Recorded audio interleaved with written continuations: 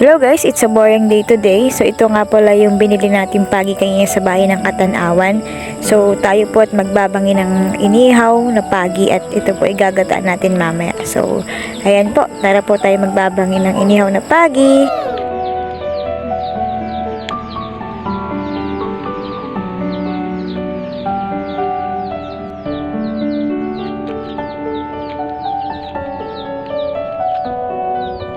Habang nagbabantay po tayo ng pagi, kakain muna tayo ng dragon seed. So madami po laman yung dragon seed na yan. Kain po kayo.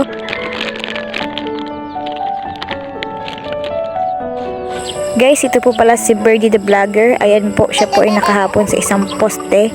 Yan po ay kanina ay nakakulong. So nilabas ko muna nang mapreskohan naman sa kanyang kulungan.